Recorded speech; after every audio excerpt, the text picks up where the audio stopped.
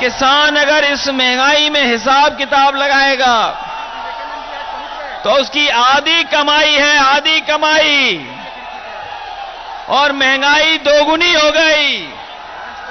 आधी कमाई, दोगुनी महंगाई, तो बताओ खुशहाली कहां से आएगी?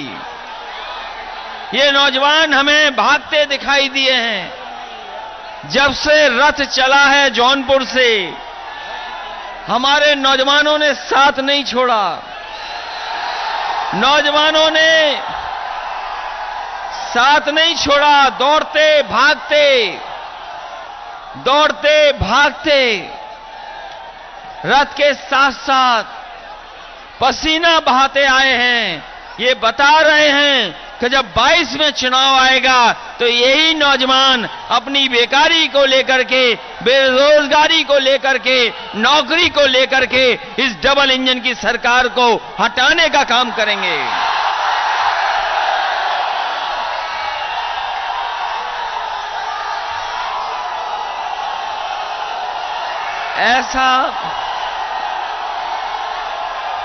ऐसा उत्साह कभी देखने को नहीं मिला। यादव जिंदाबाद, जिंदाबाद। विकास पुरुष अखिलेश यादव। जोश कभी नहीं देखा, ऐसा जोश नहीं दिखाई दिया, ऐसा जोश नहीं दिखाई दिया है। ये आवाज तो बनारस तक जा रही होगी।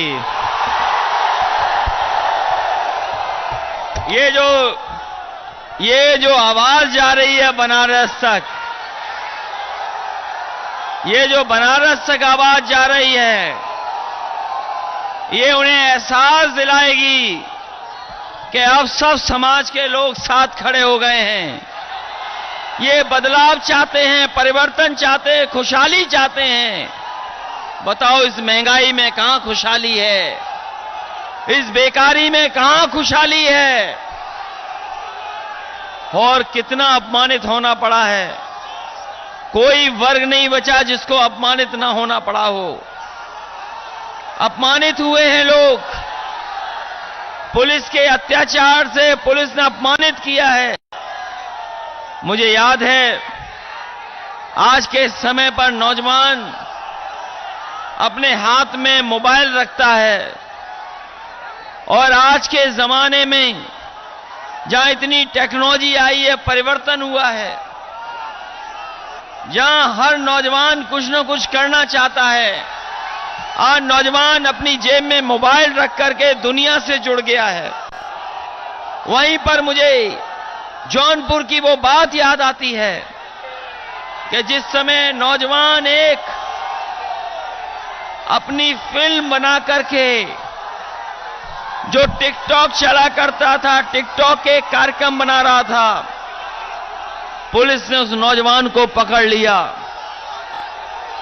पुलिस ने उस नौजवान को पकड़ लिया, थाने में ले गए। इतना मारा पुलिस ने कि उसकी जान चली गई। अगर कोई मदद करने के लिए सामने आया उस नौजवान के, तो वो समाजवादी लोग थे। मदद कर करके, और न केवल मदद की, बल्कि जो पुलिस के लोगों ने अन्याय किया था उन्हें जेल भी भिजवाने का काम किया था। और यही नहीं, हमारे आपके बीच के नौजवान को पुलिस ने इतना मारा कि उसकी जान चली गई। और उसमें भी अगर कोई खड़ा हुआ उस परिवार के साथ, तो हम समाजवादी लोग और हम सब मिलकर के उसके परिवार के साथ खड़े हुए। जांच हुई, पुलिस के लोग जिन्होंने अन्याय किया था उन पे 25,000 का इनाम घोषित हुआ और जेल भी भेज दिए गए। हम आपको भरोसा दिलाते हैं, समाजवादी सरकार बनेगी तो किसी के साथ अन्याय नहीं होगा। हर एक को सम्मान देने का काम करेंगे। और अगर जरूरत पड़ी तो ये जनगणना नहीं कर रहे हैं, जातियों की जनगणना नहीं हो रही। ये बीजेपी के लोग कभी हमारे बीच और इनके बीच नफरत फैला देते हैं, कभी हमारे बीच और इनके बीच नफरत फैला देते हैं, कभी हमारे बीच और संजय चौहान जी के बीच नफरत फैला देंगे। कहते हैं कि सब एक वर्ग लूट ले रहा है, ये भाजपाई कहते हैं कि एक वर्ग पे जा रहा है, लेकिन हम भरोसा दिला के जा रहे हैं अपने सभी साथियों को, अगर जरूरत पड़ी और जातियों की जनगणना करनी पड़ी, दिल्ली वाले करें ना करें, डबल इंजन वाले जनगणना जातियों की करें ना करें, लेकिन समाजवादी सरकार आएगी तो 3 महीने के अंदर जाति जनगणना करा करके सभी की भागीदारी और सभी को सम्मान दिलाने का काम करेंगे। आज न केवल जरूरत है अधिकारों की, बल्कि अपने संविधान को बचाने की भी जरूरत है। बताओ, संविधान बचाना चाहते हो कि नहीं बचाना चाहते हो? संविधान बचेगा तो हमारा आपका सम्मान बचेगा, संविधान नहीं बचेगा तो हमारा आपका लोकतंत्र में कुछ सहारा नहीं बचेगा। इसलिए समाजवादियों और अंबेडकरवादियों मिलकर के इस भारतीय जनता पार्टी को हटाने का काम करें। ये नौजवान जो बेकारी के कारण आंदोलन कर रहे हैं, मैं देख रहा हूं सफेद टोपी वाले भी आ गए हैं। ये सफेद टोपी वाले बीएड वाले जानते होंगे, इनकी नौकरी का रास्ता समाजवादियों ने खोला था। समाजवादी सरकार होती तो इन लोगों को नौकरी मिल गई होती, ये मदद कर रहे होते।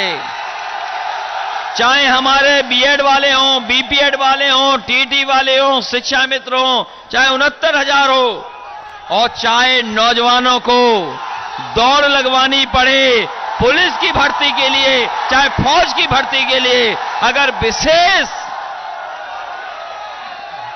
चाहे अपने नौजवानों को दौड़ लगवानी पड़े, दौड़ दौड़ के ये वैसे ही बहुत मजबूत हो गए हैं।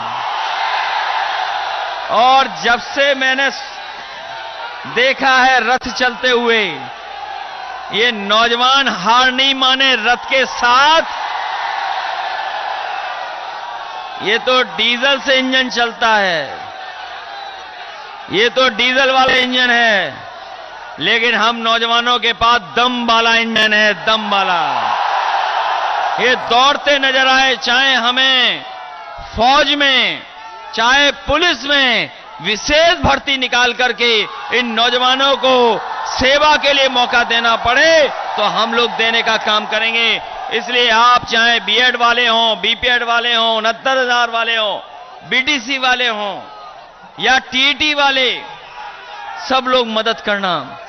ये सरकार नौकरी देने वाली नहीं है। जो परीक्षा आती है या पेपर लीक हो जाता है या परीक्षा दोबारा के रास्ते पे चली जाती है। इसलिए मैं आप सबका धन्यवाद देता हूं, अपनी माताओं बहनों का भी विशेष धन्यवाद देता हूं। आए हुए सभी साथियों का, दूर दूर तक बाग में खड़े हैं, वो चौकीदार भी खड़े हैं साइकिल के साथ, उनका भी धन्यवाद दे रहा हूं। सभी आए हुए हमारे सभा में बुजुर्ग, नौजवान, किसान भाई, मजदूर, माताएं बहनें और हर वर्ग के लोग आए हुओं का बहुत धन्यवाद देता हूं। और उम्मीद और भरोसे के साथ कि जिस समय चुनाव होगा 22 में, आप लोग मदद करने का काम करना, एक एक वोट से सहयोग करना। बताओ, सहयोग करोगे कि नहीं करोगे? ये बाबा वाली सरकार हटाओगे कि नहीं हटाओगे? योगी सरकार चाहिए कि योगी सरकार? ये योगी सरकार कुछ नहीं करने वाली, आपके भविष्य को अंधकार में ले जाएगी। अगर भविष्य बनाना चाहते हो तो योगी सरकार हटा देना और उत्तर प्रदेश में योगी सरकार लाने का काम करना। इन्हीं शब्दों के साथ अपने सभी साथी सहयोगी जो आज हमारे साथ यहां पर हैं, मैं विशेष धन्यवाद देता हूं। आप सबका आभारी हूं इस ऐतिहासिक कार्यक्रम के लिए। बिना आपके इतना ऐतिहासिक कार्यक्रम नहीं होता। ये ऐतिहासिक कार्यक्रम बता रहा है कि भारतीय जनता पार्टी की ऐतिहासिक हार होने जा रही है। चलिए एक बार हाथ पकड़ के खड़े हो जाओ, बीच में आ जाए हम।